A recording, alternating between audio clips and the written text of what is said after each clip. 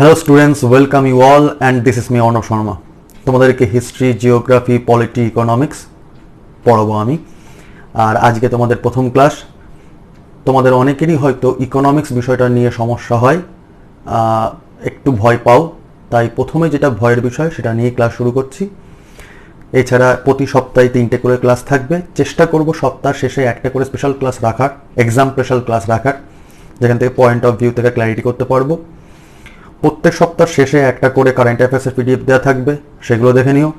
এবং প্রত্যেক ক্লাসে প্রত্যেক যে টপিকগুলো পড়াবো সেই টপিকের, যে সাবজেক্ট পড়াবো সেই টপিকের এবং সেই সাবজেক্টের একটা করে পিডিএফ দেওয়া থাকবে। পিডিএফগুলো মন দিয়ে পড়বে এবং যখনই ক্লাস করাতে বসবো তখন খাতা পেন নিয়ে বসো এবং পয়েন্ট আউট করে থাকো, কারণ প্রত্যেকটা টপিক যখন যেভাবে বলবো সেগুলো হয়তো অনেক সময় পরীক্ষা রিলেটেড পয়েন্ট অফ ভিউতে থাকবে, তো খাতা পেনটা ইউটিলাইজ করো। আর চলো আজকে ক্লাস শুরু করি। এবং প্রত্যেক সপ্তাহ শেষের দিকে ওভারঅল যা পড়ালাম সেখান থেকে প্রিভিয়াস ইয়ার্স কোশ্চেন কী কী এসছে এবং কী ধরনের কোশ্চেন আসতে পারে সেই নিয়ে একটা কোশ্চেন সেট থাকবে, মক টেস্ট, সেটা তোমরা দেবে।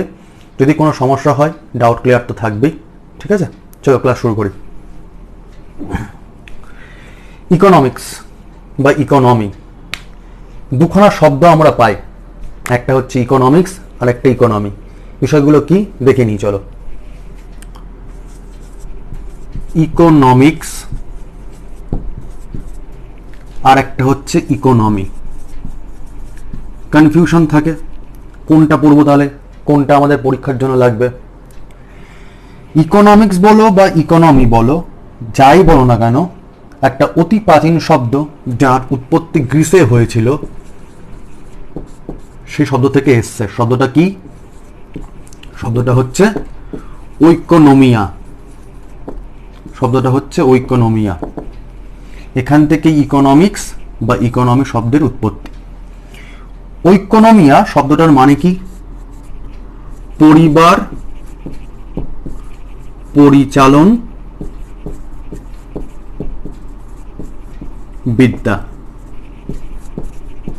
মানে একটা পরিবারে প্রত্যেক সদস্যর জীবনযাপন করার জন্য, তার খাদ্য বস্ত্রর জন্য, বাসস্থানের জন্য যা আয় ব্যয় সঞ্চয়, তার সামগ্রিক যে অর্থনৈতিক হিসাব নিকাশ, সেটাই হচ্ছে ঐকোনমিয়া। এবং সেখান থেকে পরবর্তী দুটো শব্দ এসছে। শব্দ দুটো হলো একটা ইকোনমিক্স, একটা ইকোনমি। তাহলে এই ইকোনমিক্স আর ইকোনমি বলছি, দুখানা শব্দের নিশ্চয়ই পার্থক্য রয়েছে। পার্থক্যটা কি? পার্থক্যটা হচ্ছে ইকোনমিক্স তার গোদা বাংলায় মানে অর্থশাস্ত্র। শাস্ত্র মানে কি? সাবজেক্ট। দ্যাট মিনস ইকোনমিক্সে বিষয় রয়েছে, সূত্র রয়েছে, কনসেপ্ট রয়েছে, লজিক রয়েছে। তার মানে যারা পড়াশোনা করে বিষয়টা নিয়ে, তারা সেই বিষয়টা নিয়ে নানা রকম চর্চা করে, মানে মোদ্দা কথা পাঠ্য বিষয়পত্র। এবার এই পাঠ্যটার ওপর প্র্যাকটিক্যালটা কি হচ্ছে, এটা তো থিওরি পোর্শন। প্র্যাকটিক্যালটা কি হচ্ছে, কি কি নিয়ম নীতি মানছি আমরা, কি কি সিস্টেম পরিচালনা করছি, সেটাই হচ্ছে ইকোনমি, যার পাতি বাংলায় মানে অর্থনীতি। দ্যাট মিনস ইকোনমিক্সের অ্যাপ্লিকেশন, দ্যাট মিনস পলিসি বা সিস্টেম। এটুকু ক্লিয়ার? এবার আদিকালে একদম অ্যানশিয়েন্টে এই ইকোনমি সব ব্যাপারটা চর্চা, দ্য স্টাডি অফ ইকোনমিক্স শুরু হয়েছিল গ্রিসে। কোশ্চেন আসে। এবং এই কনসেপ্ট অফ ইকোনমিক্স, এটা কে চালু করেছিলেন? একজন বিখ্যাত গ্রিক দার্শনিক, তার নাম ইতিহাসে তোমরা পেয়েছো ছোটবেলা থেকে। তিনি হচ্ছেন অ্যারিস্টটল। তিনি শুরু করেছিলেন। পরবর্তীকালে বিভিন্ন সময় বিভিন্ন দেশের বিভিন্ন রকম শিক্ষাবিদ বলো, সমাজতত্ত্ববিদ বলো, রাজনৈতিক মতদর্শী বিখ্যাত লোকজন বলো, ফিলোসফার বলো, তারা ইকোনমিক বিষয়টাকে বিভিন্ন রকম পয়েন্ট অফ ভিউ থেকে দেখেছেন এবং তারা এক এক রকমভাবে ডেফিনেশন দেওয়ার চেষ্টা করেছেন। কে কী রকমভাবে ডেফিনেশন দেওয়ার চেষ্টা করেছে সেটা তোমাদের পরীক্ষায় লাগবে না, মানে ডেফিনেশনগুলো কি সেটা পরীক্ষায় লাগবে না। কি কি পয়েন্ট লাগে? লাগে হচ্ছে যে 1774-এ একজন অর্থনীতিবিদ এসেছিলেন, তার নাম হচ্ছে অ্যাডাম স্মিথ। তিনি একটা বই লেখেন, যে বইটার নাম অনেকটা বড় কিন্তু পরীক্ষায় আসে ছোট আকারে, শুধু এইটুকুই মুখস্থ করে রাখবে, ওয়েলথ অফ নেশন, এটা হচ্ছে বইটার নাম।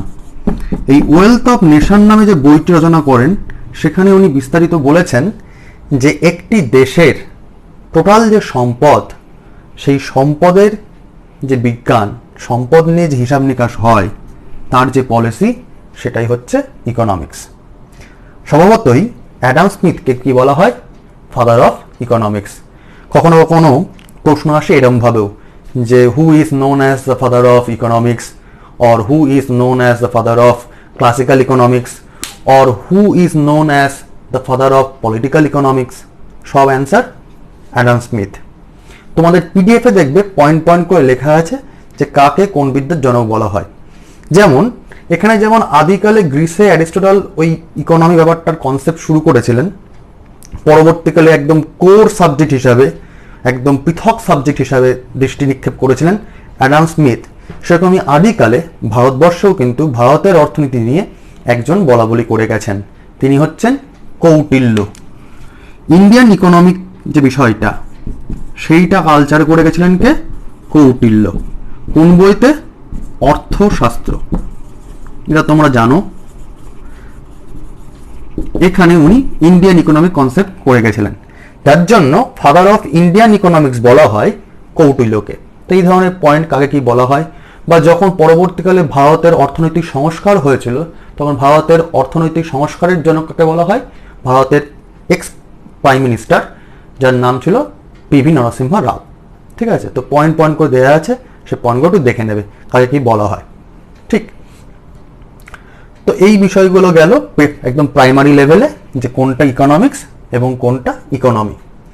এবার আমরা একটু ডিপে ঢুকবো, যে ইকোনমিক্স তো গেল অর্থশাস্ত্র থিওরি পোর্শন, আর ইকোনমি হচ্ছে অর্থনীতি বা সিস্টেমটা। আমাদের মেনলি যাকে বললাম কি? ইকোনমি টপিকটা বা ইন্ডিয়ান ইকোনমি সাবজেক্টটা। তো বেসিক কিছু কনসেপ্ট ক্লিয়ার করবো, দেন ইকোনমিটা ক্লিয়ার করবো। চলো দেখে নিই পরের পোর্শনগুলো। এটা মুছলাম। ইকোনমিক্স বা অর্থশাস্ত্র বা থিওরি যে পোর্শনটা বলছিলাম, সেই থিওরি পোর্শনে দুখানা ভাগে ভাগ করা যায়। কি কি ভাগ? একটা হচ্ছে মাইক্রো ইকোনমিক্স, কি বললাম? Micro economics. আর একটা হচ্ছে ম্যাক্রো ইকোনমিক্স। তোমরা মাইক্রো আর ম্যাক্রো মোটামুটি জানো। মাইক্রোটা কি? যে একদম ক্ষুদ্রতর। ম্যাক্রোটা কি? একটু বড় আকারের। তাহলে বাংলা ইকোনমিক্সের বাংলাগুলো একটু খটোমটো, একটু সাবধানে পড়ো, আর আমি যতখানি পাচ্ছি সহজ সরল ভাষায় বোঝানোর চেষ্টা করছি। উদাহরণস্বরূপ, মাইক্রোটা হচ্ছে, তার যদি বাংলা দেখো অর্থনীতির ভাষাতে, সেটা হচ্ছে ব্যষ্টিগত। কি বললাম? ব্যষ্টিগত। আর ম্যাক্রো ইকোনমিক্স, তার বাংলা হচ্ছে সমষ্টিগত। কি বললাম? সমষ্টিগত। যখন ব্যষ্টিগত বুঝছো, তখন কি বুঝতে হবে? যে একজনের যে অর্থনীতি, একজনের যে আয় ব্যয়ের হিসাব, একজনের যে চাহিদা, একজনের সে চাহিদা পূরণ করার জন্য যে যোগান হয় একজনকে নিয়ে, সেটা হচ্ছে ব্যষ্টিগত। আমরা অনেক সময় বলি না ব্যক্তিগত, তো ব্যক্তিগত এখানে এই কারণেই ইউজ করতে পারবো না। সেটা হচ্ছে, ধরো এটা না পার্সপেক্টিভ ভিউতে চেঞ্জ হয়ে যায়। কিরকম? আজকে যেমন আমার বা একা তোমার যদি পয়েন্ট আয় ব্যয়ের হিসাব হয়, তাহলে একার ইন্ডিভিজুয়ালি হচ্ছে। তোমার যদি অনেকের হয়, তাহলে ম্যাক্রো হয়ে যাচ্ছে, সমষ্টি হয়ে যাচ্ছে। ঠিক, কিন্তু ধরো একটা কোম্পানির যদি হয়, ইনকাম, আয় ব্যয়, লাভ, লোকসান, ক্ষতি, তাহলে সেটা হয়ে যাচ্ছে, সেক্ষেত্রেও একটা কোম্পানির হিসাবে মাইক্রো। যদি অনেকগুলো কোম্পানির হয়, তাহলে আবার ম্যাক্রো। তাহলে পার্সপেক্টিভ ভিউ থেকে চেঞ্জ হয়ে যাচ্ছে। তার মানে যেটা সিঙ্গুলার বলতে বলো, সিঙ্গুলার নাম্বার হলে ব্যষ্টিগত। আর যদি অনেক বৃহদাকার ধারণ করে, একটা কমপ্লিট দেশের ভিতরে সমস্ত প্রাইভেট সেক্টর বলো, বেসরকারি জায়গা বলো, আর যদি সরকারি জায়গা বলো, সমস্তটা নিয়ে যে টোটাল আয় ব্যয়ের হিসাব হয় পুরোটা, সেটা হয়ে যায় ম্যাক্রো বা সমষ্টিগত। এটুকু ক্লিয়ার?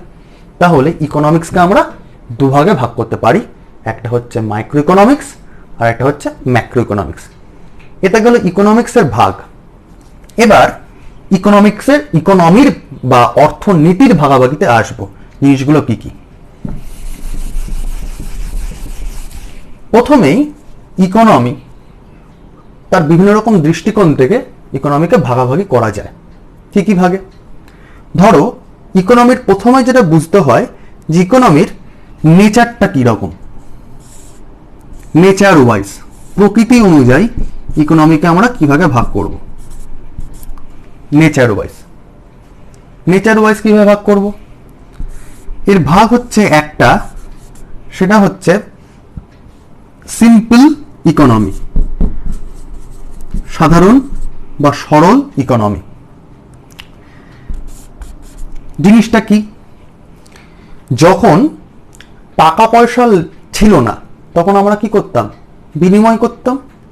তো যখন কোনো কিছুতে বিজ্ঞান প্রযুক্তি টাকা পয়সার লেনদেন নিয়ে কাজকর্ম করা হয় না, ধরো আমার চাল দরকার, আমার কাছে রয়েছে একটা গরু, আমি গরু দিয়ে চাল কিনলাম 10 কেজি, আগেকার দিনে যেমন বিনিময় করে হতো। তো এটাকে বলা হয় সিম্পল অর্থনীতি বা সিম্পল ইকোনমি, সরল অর্থনীতি। এটা এখনো খুব রেয়ার দেখা যায়, একদম ইন্টেরিয়ারে যেখানে তোমার ট্রাইবালরা রয়েছে সেসব জায়গাগুলোতে এখানে এই কালচারটা এখনো মুষ্টিমেয় রয়েছে, বাট বেশিরভাগই নেই। এরপর যেটা আসে কমপ্লেক্স বা যৌগিক ইকোনমি। কমপ্লেক্স ইকোনমি সেটা কি? যেসব দেশে বিজ্ঞান প্রযুক্তিতে টাকা পয়সার লেনদেনের মাধ্যমে জিনিসপত্রের আদান প্রদান হয়ে থাকে সেটা হচ্ছে কমপ্লেক্স ইকোনমি। কি বললাম? যেসব দেশে বিজ্ঞান প্রযুক্তির মারফত টাকা পয়সার লেনদেনের মারফত জিনিসপত্রের দেয়া নেওয়া হয়ে থাকে সেটা হচ্ছে কমপ্লেক্স ইকোনমি। আর যেটা বিজ্ঞানের দেয়া নেওয়া হয় না, বিজ্ঞানসম্মতভাবে টেকনোলজি ইউজ করা হয় না, শুধু বিনিময় প্রথার মাধ্যমে হয়, সেটা হচ্ছে সিম্পল ইকোনমি। তো বিজ্ঞানের মারফত এখন বা টেকনোলজির মারফত এটিএম আমরা সবাই ইউজ করছি, এখন প্রায় প্রত্যেকটি দেশেই এই কমপ্লেক্স ইকোনমি চলে।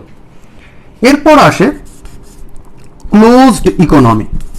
কি বললাম? ক্লোজড ইকোনমি বা বদ্ধ অর্থনীতি। আমি একটু বাংলাগুলো বলবো, লিখে দিয়ে যাচ্ছি। সরল অর্থনীতি, যৌগিক অর্থনীতি, আর এটা হচ্ছে বদ্ধ অর্থনীতি। ক্লোজড ইকোনমি কি? ধরো যে দেশটা খুব উন্নত, যে দেশের বাইরের থেকে কিছু আমদানি করার দরকার পড়ে না, তো স্বভাবতই কিছু রপ্তানি করারও সে দেশের অন্য দেশকে দরকার পড়ে না। তো যে দেশের যেটুকু দরকার তার নিজের লোকজনকে সামলানোর জন্য সে কিছু দেয়া নেওয়া করছে না, আমদানি রপ্তানি কিছু করছে না, তো সে তো বদ্ধ অবস্থায় রয়েছে, সে দেশটার মধ্যে সমস্ত জিনিসপত্র আদান প্রদান, তো সেই দেশটার যে অর্থনীতি চলে সেটাকে বলা হয় ক্লোজড ইকোনমি বা বদ্ধ অর্থনীতি। অ্যান্ড লাস্ট আরেকটা যে অর্থনীতি রয়েছে সেটা হচ্ছে ওপেন ইকোনমি বা মুক্ত অর্থনীতি। এখন পৃথিবীর ম্যাক্সিমাম দেশেই মুক্ত অর্থনীতি চলে, কারণ পৃথিবীর প্রায় প্রত্যেক দেশেই কিছু না কিছু জিনিসের দরকার পড়েই। নিজের দেশের কিছু জিনিস অন্য দেশকে দেয়, যেটা এক্সট্রা হয়ে যায়, আবার অন্য দেশের থেকে যেটা দরকার লাগে সেটা নিয়ে নেয়, মানে আমদানি রপ্তানির ডিলিংস সবসময় চলেই। তাই এটা হচ্ছে ওপেন ইকোনমি। পৃথিবীর প্রায় প্রত্যেক দেশেই দেখা যাচ্ছে open and complex economy. Clear? তাহলে বিজ্ঞান প্রযুক্তি নিয়ে যেটা ইউজ করা হয়, বিনিময় করা হয়, সেটা হচ্ছে কমপ্লেক্স ইকোনমি। যেটা বিজ্ঞান প্রযুক্তি একদম ইউজ করা হয় না, বিনিময় প্রথার মধ্যে ব্যবসাপত্র বা লেনদেন চলে জিনিসপত্রের, সেটা হচ্ছে সিম্পল ইকোনমি। এবং ক্লোজড ইকোনমি কি?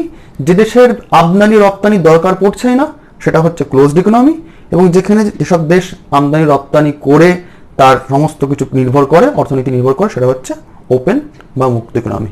এটাও ক্লিয়ার?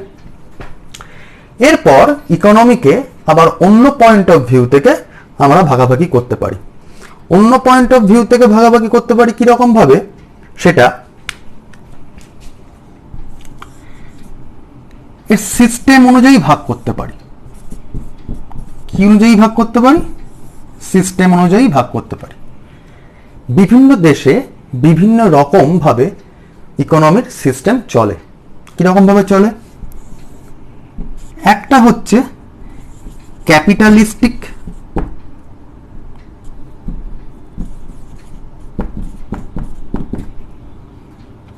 বা একে বলা হয় মার্কেট ইকোনমি। 2 হচ্ছে প্ল্যান্ড ইকোনমি বা কমিউনিস্ট ইকোনমি বলা হয় অনেক সময়, কমিউনিস্ট ইকোনমি, বা আরো ভালো কথা হয় সোশ্যালিস্ট।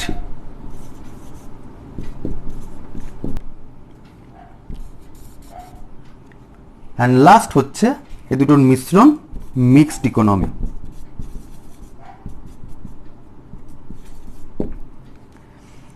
ক্যাপিটালিস্টিক, প্ল্যান্ড বা সোশ্যালিস্ট, আর এটা হচ্ছে মিক্সড ইকোনমি। এই বিষয়গুলো নিয়ে এবার বিস্তারিত আলোচনা করি। চল, যদি আমরা 3টে ভাগে ভাগ করি, capitalistic, socialistic and mixed economy, তাহলে এর বৈশিষ্ট্যগুলো বা ক্যারেক্টারিস্টিকগুলো কি কি? ক্যাপিটালিস্টিক আগে উদাহরণ দিয়ে বুঝি বরং, তাহলে উল্টোটা করে বুঝতে সুবিধা হবে। ক্যাপিটালিস্টিক বা পুঁজিবাদী দেশ, তার সোজা উদাহরণ কি হয়? যেসব দেশগুলো একদম উন্নত মানের দেশ সেগুলো হচ্ছে ক্যাপিটালিস্টিক কান্ট্রি। যেমন ইউকে বলতে পারো, ইউএসএ বলতে পারো, ক্যাপিটালিস্টিক কান্ট্রি। সোশ্যালিস্টিক কান্ট্রি বলতে কি বুঝতে পারি? উদাহরণ হিসাবে নিতে পারি রাশিয়া, চায়না, এগুলো। চায়না কমিউনিস্ট কান্ট্রি, আর একটু রিজার্ভ টাইপের, পরে বলছি এগুলো কি জিনিস। এবং মিক্সড ইকোনমি উদাহরণ বলতে গেলে আমরা বুঝতে পারি ইন্ডিয়া। আমাদের প্রশ্ন আসে যে ইন্ডিয়াতে কী ধরনের অর্থনীতি প্রচলন করা হয়, চলন আছে, সেটা হচ্ছে মিক্সড ইকোনমি। এই ধরনের জিনিসগুলো দেখে রাখবে। তো ক্যাপিটালিস্টিক কান্ট্রিগুলোতে বৈশিষ্ট্য কি, অর্থনীতি চলে কীভাবে? এর বৈশিষ্ট্য হচ্ছে একটা, যে এখানে সরকারের কোনো নিয়ন্ত্রণ নেই। মানে সমস্ত জিনিসপত্রগুলো মার্কেট ভ্যালুর ওপর নির্ভর করে। বাজার স্তরে যেমন দাম বাড়বে, সেই রকম তার জিনিসপত্রের দাম বাড়া বা কমা নির্ভর করছে, দামাদামিটা নির্ভর করছে। সোজা বাংলায় যদি বলি উদাহরণ করে, যে ধরো যে জিনিসের ডিমান্ড বেশি হবে, চাহিদা বেশি হবে, সে জিনিসের সাপ্লাইটা কমতে থাকবে। যদি কমতে থাকে, তো চাহিদা বেশি হতে থাকার সঙ্গে সঙ্গে দামটা হতে বাড়তে থাকছে। তো পুরোপুরি বাজার নিয়ন্ত্রণাধীন। তাহলে পুঁজিবাদী দেশের বা ক্যাপিটালিস্টিক কান্ট্রিগুলোর এই ধরনের কনসেপ্টটা হচ্ছে, এটা পুরোপুরি বেসরকারিকরণের ওপর নির্ভর করে। মানে প্রাইভেটাইজেশন, বেসরকারিকরণ, এবং পুরোপুরি বাজার নির্ভরশীল হয়, মার্কেটের ভ্যালুর ওপর নির্ভর করে, যার জন্য ওকে বলা হয় মার্কেট সিস্টেম বা ক্যাপিটালিস্টিক ইকোনমি। ঠিক, প্রাইভেটের ওপর নির্ভর করে। এটা বেশিরভাগ ক্ষেত্রে প্রাইভেট সেক্টর হয়। এবং কি হয়, যে কোনো ব্যবসাদার তার যে ব্যবসাটা করছে, সে ব্যবসা করার জন্য তার যে সম্পদ, সেই সম্পদ পুরোটাই তার নিজস্ব মালিকাধীন থাকে। যেমন ধরো আমি একটা কোম্পানির মালিক, তো আমি কোম্পানি চালাতে গেলে আমার ধরো একটা বেকারির কারখানা রয়েছে। তো বেকারির যে মানে যন্ত্রপাতি, যা যা জিনিসপত্র লাগে, সমস্ত জিনিসপত্রের মালিকই কিন্তু আমারই সম্পত্তির মধ্যে পড়ছে। সেখানকার জায়গা বলো, ইনস্ট্রুমেন্ট বলো, টেকনোলজি বলো, সমস্ত কিছুই আমার আন্ডারে রয়েছে। তো এটা হচ্ছে প্রাইভেটাইজেশন, মানে সম্পত্তির যে মালিকাধীনতা, সেটাও কিন্তু রয়ে যায় এই ধরনের ইকোনমিতে। এবং এখানে বড় বড় হাউসগুলোই মাতব্বরগিরি করে, মানে বড় বড় কোম্পানিগুলো মাতব্বরগিরি করছে, আর ছোট ছোট জিনিস কোম্পানিগুলো এখানে দম আটকে মরে যাওয়ার মতো অবস্থা হয়। তার কারণ বড় বড় যে মানে মালিক যারা রয়েছে, বড় বড় কোম্পানিগুলো, তাদের সম্পদের পরিমাণ বেশি। এদের এই ধরনের ইকোনমিতে তো সরকারের কোনো নিয়ন্ত্রণ থাকে না। আগেই বললাম ম্যাক্সিমামটা প্রাইভেট। তো সরকারের যখন কোনো নিয়ন্ত্রণ থাকে না, বাজার দরের মূল্যের ওপর নির্ভর করে, তো স্বাভাবিকভাবেই বড় বড় যে কোম্পানিগুলো, তারা কি করে, তারা ছোট ছোট হাউসগুলোর ওপর অন্যান্য যারা ব্যবসা করছে সেম প্রোডাক্টের, তারা হয়তো দাম দর চাপিয়ে দিচ্ছে। তারা হয়তো মানে বাজারটাকে পুরো মনিটরিং করছে কে, বড় বড় কোম্পানিগুলো। তো এই ধরনের এই ধরনের যে অর্থনীতির সিস্টেম, সেটা হচ্ছে ক্যাপিটালিস্টিক, পুঁজিবাদী অর্থনীতি। সোশ্যালিস্টিক, সেকেন্ড যেটা বলছিলাম, বা সমাজতান্ত্রিক অর্থনীতি বা প্ল্যান্ড ইকোনমি। এক্ষেত্রে হচ্ছে যে এখানে প্রথমেই বলা হয় যে সমস্ত সম্পদ, এখানে যেমন সমস্ত সম্পদ কার ছিল, ব্যক্তিগত ছিল, মালিকাধীন ছিল, ব্যক্তিগত মালিকাধীন। এবং এখানে কি হয়, এখানে বলা যায় থাকে দেশের সমস্ত সম্পদের মালিকাধীন সেই দেশের সরকারের। মানে পুরোটাই পাবলিক। এখানে পাবলিক বলতে গভর্নমেন্ট সেক্টরকে বোঝাচ্ছে। তো দেশের সমস্ত সম্পদ, ওয়েলথ কার আন্ডারে রয়েছে? গভর্নমেন্টের আন্ডারে রয়েছে। ক্লিয়ার? তো গভর্নমেন্টের যখন আন্ডারে রয়েছে তখন সোশ্যালিস্ট কান্ট্রিগুলো কি করে? সাম্যবস্থা রক্ষা করতে চায়, বড় লোকের থেকে টাকা নিয়ে গরিবদের মধ্যে দিতে চায়। তার জন্য সাম্যাবস্থা করার জন্য এরা কি করে? এরা একটা প্ল্যান্ড শুরু করে দেয়। আমাদের 5 ইয়ার্স প্ল্যানিং হয়েছিল, তো এই প্ল্যান্ড ইকোনমি একটা অর্থনৈতিক পরিকল্পনা করে এবং পরিকল্পনা মারফত তারা সমাজে একটা বন্টনের সুযোগ করে, ওপর থেকে তলা পর্যন্ত সমানভাবে একটা বন্টনের সিস্টেম করে। এবং এখানে প্রাইভেট সেক্টর প্রায় নেই বললেই চলে।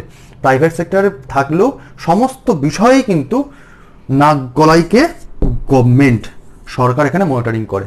তো প্রাইভেট সেক্টরের যে স্বাধীনতা, ফ্রিডম, সেই ফ্রিডম এখানে প্রায় নেই বললেই চলে। ক্লিয়ার এটুকু? দেন মিক্সড ইকোনমি, আধুনিক অর্থনীতি। তোমাদের একটু আগেই বলছিলাম যে প্রথম দিকে শুরুতে যে ফাদার অফ ইকোনমিক্স বা ফাদার অফ ক্লাসিক্যাল ইকোনমিক্স বা ফাদার অফ পলিটিক্যাল ইকোনমিক্স, তার জনক কে ছিল? Adam Smith, wealth of nation একটু আগে বলছিলাম। সেরকমভাবে 1936 সালে জেম কেইন্স বলে একজন ভদ্রলোক এই মিশ্র অর্থনীতির কনসেপ্টটা নিয়ে এসেছিলেন। জেম কেইন্স 1936-এ মিশ্র অর্থনীতির কনসেপ্টটা নিয়ে এসেছিলেন। উনি দেখেছিলেন যে পুরোপুরি যদি বাজার নির্ভরশীল হয়ে যায় তো স্বাভাবিকভাবে বড় বড় যে কোম্পানিগুলো রয়েছে তারা ছোট ছোট কোম্পানিগুলোকে মানে বাঁচতে একদমই দেবে না, অবস্থা খারাপ করে দেবে। তাতে কি হবে? দাম দর চূড়ান্ত হয়ে বাড়বে, একটা বাজারে মন্দার সৃষ্টি হয়ে যেতে পারে, ঠিক আছে, বা প্রচণ্ড দ্রব্যমূল্য বৃদ্ধি হয়ে যেতে পারে সেই রকম। আবার যদি পুরোপুরি সরকারও কন্ট্রোল করে তাহলে বাদবাকি প্রাইভেট সেক্টরগুলো তারা বিজনেস করতেও পারবে না, বিজনেস করার জায়গাই থাকবে না, সেটাও মুশকিল। তো উনি একটা কনসেপ্ট বলেছিলেন যে দুটোকে মিশিয়ে দাও, যেখানে পাবলিকও থাকবে মানে সরকারও থাকবে, আবার প্রাইভেটও থাকবে। তাহলে যেখানে সরকার এবং বেসরকারীকরণ দুটোই রয়েছে সেটা হচ্ছে মিক্সড ইকোনমি বা মিশ্র অর্থনীতি। সঙ্গে সঙ্গে বলা যায় আছে প্রাইভেট থাকুক তার কিন্তু বেশ কিছু পরিমাণ অংশ সরকার দেখবে। পাবলিক বলতে এখানে কি বোঝাচ্ছি? গভর্নমেন্ট সেক্টরকে বোঝাচ্ছি। তো গভর্নমেন্ট প্রাইভেট সেক্টরে বেশ কিছু অংশ তারা নজরদারি চালাবে।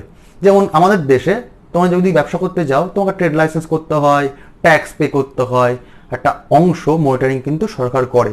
যদি তুমি ট্যাক্স ঠিকঠাক করে না দাও সে জায়গাগুলো কিন্তু পুরোপুরি স্ন্যাচ আউট করে জায়গা কিন্তু ক্ষমতা কিন্তু রয়েছে গভর্নমেন্টের। তো এটা পাবলিক এবং প্রাইভেট মনিটরিং করছে। সঙ্গে সঙ্গে যেহেতু আমাদের পিছিয়ে পড়া দেশ, মিক্সড ইকোনমি দেখা যায় বেশিরভাগ ক্ষেত্রে তৃতীয় বিশ্বের দেশগুলোতে, যারা একদম পিছিয়ে পড়া দেশ। মানে এটা যদি ক্যাপিটালিস্টিক কান্ট্রি যদি প্রথম শ্রেণীর দেশ হয়, ফার্স্ট ওয়ার্ল্ড কান্ট্রিজ হয়, যেমন UK, USA. Second world countries কোনগুলো? যেমন রাশিয়া, চায়না, এ তাদের হচ্ছে সোশ্যালিস্ট কান্ট্রিজ। আর মিক্সড ইকোনমি কোনগুলো করে? যারা ডেভেলপিং কান্ট্রিজ, যারা সবাই উন্নয়নশীল দেশ, সবাই উন্নত হচ্ছে, যারা লড়াই চালাচ্ছে উন্নত হওয়ার জন্য, সেই দেশগুলোতে মিক্সড ইকোনমি বেশিরভাগ ক্ষেত্রে দেখা যায়। তো এখানে মিক্সড ইকোনমির জন্য বা উন্নয়নের জন্য তারা কি করে? যে প্রাইভেটকে ডাকছে যে তোমরা বিজনেস করো, সমস্ত কিছু করো, প্রফিট করো, সমস্ত কিছু করো, তোমাদের স্বাধীনতা রয়েছে, জিনিসপত্র কি বেচবে কি কিনবে। সঙ্গে সঙ্গে কি রয়েছে? প্ল্যান্ড ইকোনমিও রয়েছে। তাহলে এখানে প্ল্যান্ড ইকোনমিও বর্তমান, যে একদম সমাজের উচ্চ শ্রেণীর লোকজনের থেকে বেশি করে ট্যাক্স তোলো এবং সমাজের নিচু শ্রেণীর লোকের কাছ থেকে ট্যাক্সের পরিমাণ তুলতে হবে, কিন্তু কম তুলতে হবে। তাতে কি হয়? যারা বড় লোক, যারা বেশি পরিমাণে টাকা মানে ইনকাম করছে, আয় করছে, তার থেকে বেশি ট্যাক্স তুলে সরকার নানা রকম স্কিমের মাধ্যমে, পরিকল্পনার মাধ্যমে সমাজের নিচু শ্রেণীর মানুষদের মধ্যে একটা সামাজিক উন্নয়নের ব্যবস্থা করে দিচ্ছে বা তাদের জীবনযাত্রার মানের পরিবর্তন করার চেষ্টা করে। সঙ্গে সঙ্গে দেশের উন্নয়ন শুরু হয়ে যাচ্ছে। এখানে প্ল্যান্ড ইকোনমি চলে। তো তিনটে বৈশিষ্ট্য দেখা যায়। তাহলে আবার বলছি যে এখানে ব্যক্তিগত ইচ্ছা পুরোপুরি রয়েছে, ব্যক্তিগত সম্পত্তির মালিকানাধীন পুরোপুরি রয়েছে। এখানে সরকারের মনিটরিং চলে না, এখানে সমস্ত কিছু সরকারের মনিটরিংয়ে চলে এবং সরকার ওই প্ল্যান্ড ইকোনমি মারফত দেশের উন্নয়ন করার চেষ্টা করে। আর এখানে সরকার তো আছেই, বেসরকারও প্রচুর আছে, বেসরকারি জিনিসপত্র প্রচুর রয়েছে এবং সেই বেসরকারির মধ্যে সরকারের কিছু কিছু নজরদারি রয়েছে এবং প্ল্যান্ড ইকোনমির মাধ্যমে দেশের মানুষজনের উন্নয়ন করার চেষ্টা করছে, সমতা বজায় রাখার চেষ্টা করছে। এবং এখানে প্রত্যেকটি মানুষের মানে উপভোক্তা এবং উপভোগকারী বা যারা যোগান দিচ্ছে, প্রোডাকশন যারা করছে এবং যারা কনজামশন করছে, যারা তৈরি করছে এবং যারা জিনিস কিনছে, দুজনেরই কিন্তু স্বাধীনতা বর্তমান রয়েছে। যদি কেউ ব্যবসা করে, যদি সোজা উদাহরণ দিয়ে বোঝাই আর কি, যে সিগারেট কোম্পানি যদি সিগারেট প্রোডাকশন করে, আবার সিগারেট প্রোডাকশন যারা ব্যবহার করছে, যারা খাচ্ছে তামাক, তাদেরকেও স্বাধীনতা দিচ্ছে। হ্যাঁ, একটা হয়তো ট্যাগমার্ক থাকে যেটা খারাপ, সেটা সরকার উন্নয়ন করার জন্য, সোশ্যাল ওয়েলফেয়ার করার জন্য, পলিটিক্যাল সায়েন্সে বোঝাবো যে সোশ্যাল ওয়েলফেয়ার করার জন্য সরকার কিছু কিছু ভূমিকা নিয়ে থাকে, অ্যাওয়ার করে। তাছাড়াও কিন্তু স্বাধীনতা রয়েছে এখানে, যে তুমি যে ব্যবসাই করো না কেন ব্যবসা করতেই পারো, আবার যে কনজামশন করো না কেন, যে উপভোগ করো না কেন, জিনিসপত্র কেনাকাটি করে, স্বাধীনতাটা রয়েছে, ফ্রিডমটা রয়েছে। সেটা বোথ যে বিক্রি করছে এবং যে কিনছে, দুজনেরই কিন্তু। তো এটা গেল ক্যাপিটালিস্টিক, সোশ্যালিস্টিক, মিক্সড ইকোনমি। এটা কিসের বললাম? যে ইকোনমির সিস্টেমের ভাগ কিভাবে হচ্ছে বিভিন্ন দেশে সেটা। আগেরটা কি বললাম? প্রকৃতি, ইকোনমির নেচারের ওপর ডিপেন্ড করে 4টে ভাগ বুঝালাম। ঠিক আছে, ক্লিয়ার? পরেরটায় আসি। ইকোনমির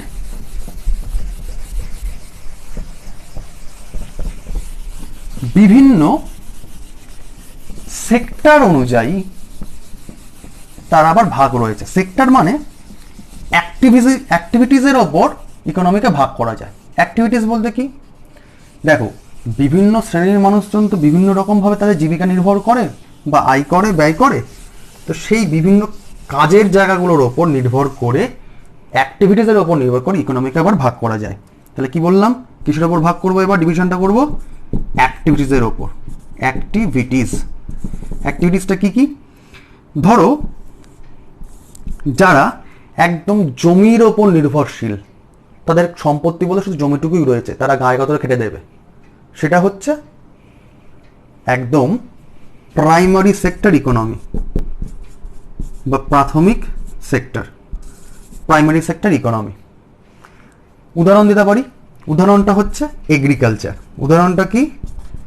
এগ্রিকালচার বা পশুপালন বা চাষ, কি বলবো, ওই অ্যানিমাল হাজবেন্ডারি, এগুলো হয়ে যাচ্ছে তোমার সব প্রাইমারি সেক্টর, যেটা জমি থাকলেই হলো, তোমাকে অন্য কিছুর উপর ডিপেন্ড করতে হচ্ছে না, টাকা পয়সার উপর ডিপেন্ড করতে হচ্ছে না।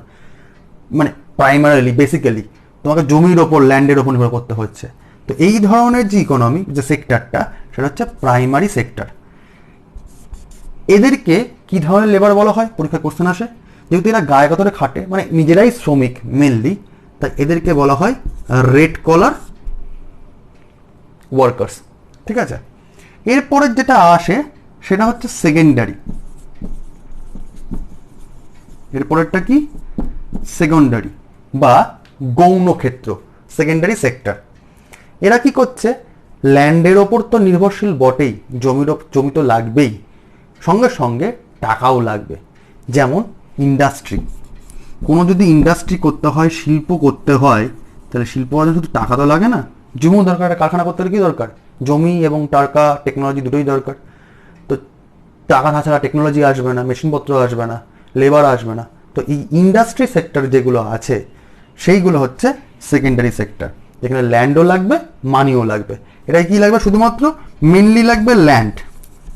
এখানে মেন কি লাগবে? ল্যান্ড কাম মানি, বোথ লাগবে। এই ধরনের যে সেক্টর, গৌণ ক্ষেত্র বলছি, সেকেন্ডারি সেক্টর, তার উদাহরণ তো ইন্ডাস্ট্রি বললাম। এবং এই ধরনের যারা এখানে কাজকর্ম করে, তাদেরকে বলা হয় ব্লু কলার ওয়ার্কার। কি বললাম? Blue collar. এদেরকে বলা হয় রেড কলার, আর এদেরকে বলা হয় ব্লু কলার। তোমাদের পিডিএফ এর সমস্ত নোটসে ক্লিয়ার করে বলে দেওয়া আছে, আমি জাস্ট কনসেপ্টগুলো ক্লিয়ার করে দিচ্ছি। Next and last, tertiary sector.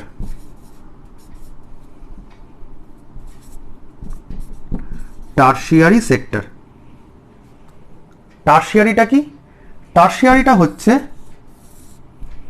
তৃতীয় ক্ষেত্র বা মেনলি সার্ভিস সেক্টরকে বোঝায়। সেবা ক্ষেত্র। সেবা ক্ষেত্র কি? আমাদের যে কল সেন্টার বলো, আমাদের যে ইনফরমেশন বলো, দেয়া নেওয়া হচ্ছে সমস্ত কিছু, আমাদেরকে বলো যে অ্যাম্বুলেন্স পরিষেবা, সমস্ত কিছু, শিক্ষাক্ষেত্র, এই যে তোমরা অনলাইনে পড়াশোনা করছো, এই যে সেবাটা করা হচ্ছে, এই সেবা ক্ষেত্র সমস্ত কিছুই কিন্তু টারশিয়ারি সেক্টর বা আইটি, ইনফরমেশন টেকনোলজি, পুরোটাই কিন্তু এই সার্ভিস সেক্টর বা টার্সিয়ারি সেক্টরের উপর ডিপেন্ড করছে। ঠিক আছে, তো সার্ভিস সেক্টর বা সেবা ক্ষেত্রটা মেনটেন করে টার্সিয়ারি সেক্টরকে। টার্সিয়ারি সেক্টর দ্বারা সেবা ক্ষেত্র হলো, এবং এদের জন্য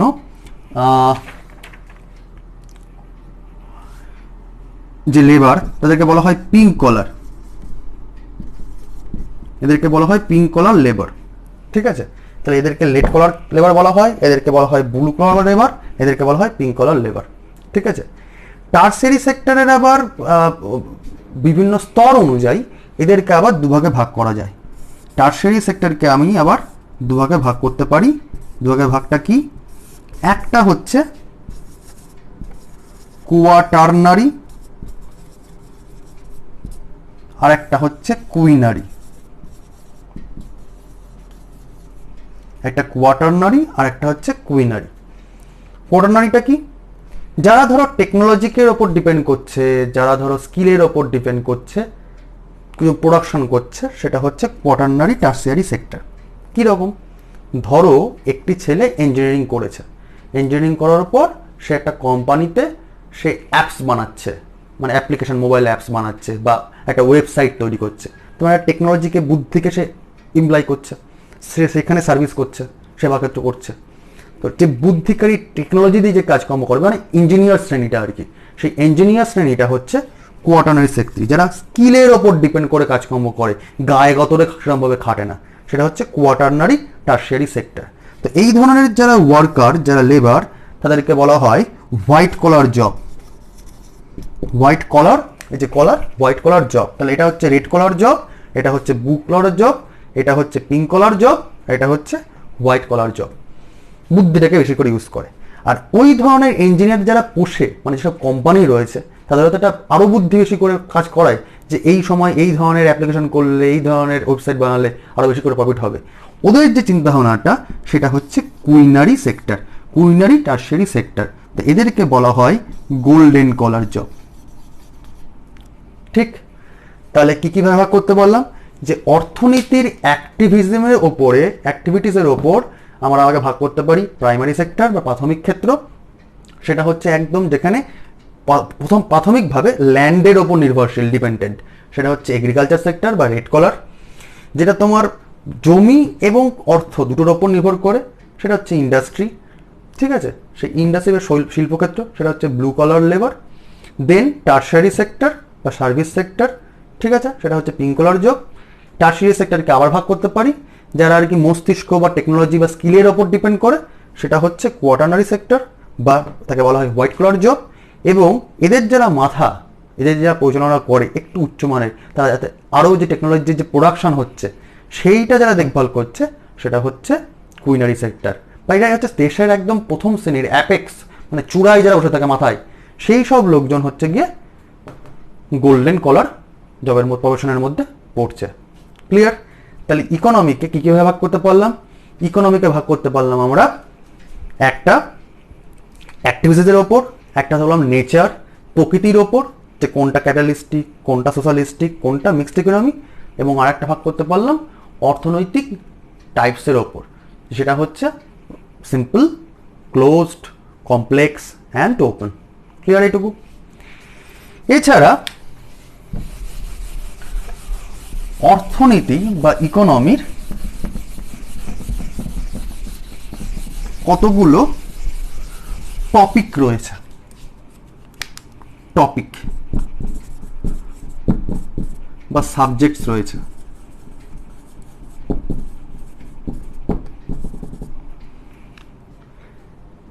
সাবজেক্টগুলো কি কি? ধরো আমার যে জিনিসটা দরকার, সে দরকার অনুযায়ী আমার একটা ডিমান্ড বা চাহিদা থাকবে। সে চাহিদাটাই হচ্ছে, আমরা ইকোনমিক্সের ভাষায় কি বলি, ডিমান্ড বা চাহিদা। ঠিক,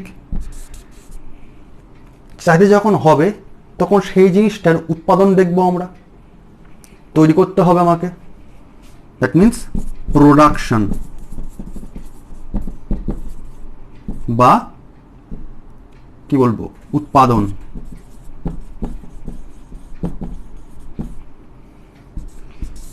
যখন যোগান হবে, উৎপাদন হবে, চাহিদা হবে, সেটা আমরা গ্রহণ করব, গ্রহণ করে ভোগ করব, দ্যাট মিন্স কনজামশন।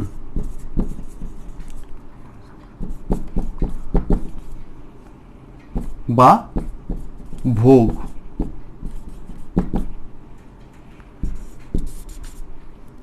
যখন আমরা উৎপাদন করব তো আমরা একা তো খাবো না। ধরো আজকে আমার বিরিয়ানির প্রয়োজন পড়েছে, তো বিরিয়ানি চাহিদা পড়লাম, বিরিয়ানির দরকার পড়লো, তো বিরিয়ানি খুঁজতে গেলাম, উৎপাদন হলো, কোনো দোকানে হোক, বাড়িতে তৈরি করলাম, উৎপাদন হলো।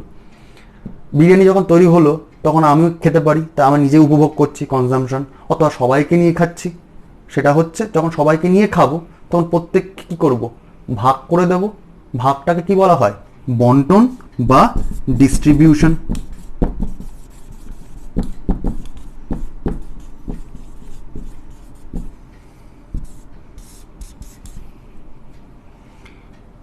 অথবা যখন আমি উৎপাদন করছি বা যদি ওখান থেকে কিছু কিনে নিয়ে আসি, তার বদলে কি করবো, টাকা দেব, বিনিময় করবো টাকাটা, দ্যাট মিন্স এক্সচেঞ্জ বা বিনিময়।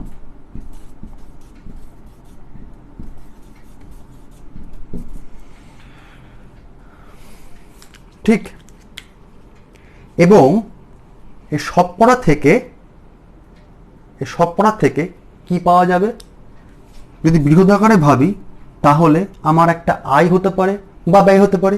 কারণ যদি কোনো কিছু, ধরো বিরিয়ানিটাই যে উৎপাদন করছে সে তো বিক্রি করছে, তো যখন বিক্রি করে তার তো কিছু ইনকাম হচ্ছে, টাকা আসছে, তার আয়। আর যে কিনছে বিরিয়ানিটা তার ব্যয় হচ্ছে। তার মানে এখানে আয় ব্যয়ের হিসাব রয়েছে। তো এটা যদি পুরো দেশের ক্ষেত্রে বোঝায়, দেশের প্রত্যেকটা ক্ষেত্রে বোঝায়, তাহলে কি বোঝায়, সারা দেশের আয় ব্যয়ের হিসাব। সেটা হয়ে যায় পাবলিক ফিন্যান্স। এখানে দেশ বলতে গভর্নমেন্ট ওরমভাবে লেখা না, অর্থনীতি ভাষাতে দেশ বলতে পাবলিক বোঝায়, তো এটাই হয়ে যায় পাবলিক ফিন্যান্স। ক্লিয়ার? তো 6খানা পয়েন্ট হচ্ছে ইকোনমির topics: demand, production, consumption, distribution, exchange and public finance. Clear এটুকু? তাহলে আজকে ক্লাস থেকে আমরা কী কী জিনিস জানতে পারলাম যে ইকোনমি শব্দটার উৎপত্তি থেকে ঐকোনমিয়া, যেটা গ্রিস দেশে হতো, সেটা প্রচলনটা কে করেছিল, অ্যারিস্টটল। সাইমালটেনিয়াসলি ইন্ডিয়াতে করেছিল কে, কৌটিল্য, অর্থশাস্ত্র বইটাতে। পরবর্তীকালে বিভিন্ন অর্থনীতিবিদ বিভিন্ন রকম সংজ্ঞা দিয়েছিল। কিন্তু এই যে পুরো জিনিসটা তোমরা বুঝলে সেটা কি, সেটা হচ্ছে এক একজনের তো চাহিদা এক এক রকম হয়। আজকে যদি কোনো মানুষ, কেউ যদি বিরিয়ানি খেয়ে সুখ পায়, কেউ যদি আবার ভাবতে পারে যে না আমি 5 স্টার হোটেলে যাবো, তার মানে এক একজনের পছন্দ এক এক রকম। তাহলে এক কথায় এই গোটা বিষয়টাকে নিয়ে আমরা কি ডেফিনেশন করতে পারি, যে economics is nothing but A choices. Clear? Economics is the science of choices. পরবর্তী দিনগুলোতে আরও ডিপে ঢুকে প্রত্যেকটা টপিক বোঝাবো। পরের দিনের ক্লাসে তোমাদের পাবলিক ফিনান্স শুরু করে, যাতে পুরোটা জিনিসটাই কনসেপ্ট ক্লিয়ার হয়ে যায়, পুরো কেসটা ক্লিয়ার হয়ে যায়। তো পুরো ক্লাসটা দেখবে, নোট ডাউন করবে, আবার বলছি, এবং পিডিএফটা মন দিয়ে পড়বে। যদি কোনো অসুবিধা থাকে কন্ট্যাক্ট করতে পারো স্যারকে, এসডি স্যারকে, এবং সঙ্গে সঙ্গে যে ক্লাসগুলো দেবো, পরবর্তীতে যে কোশ্চেন অ্যান্সার করাবো, সেখানে ক্ল্যারিটি চলে আসবে। ঠিক? মন দিয়ে পড়াশোনাটা করতে থাকো। চলো, বেস্ট অফ লাক।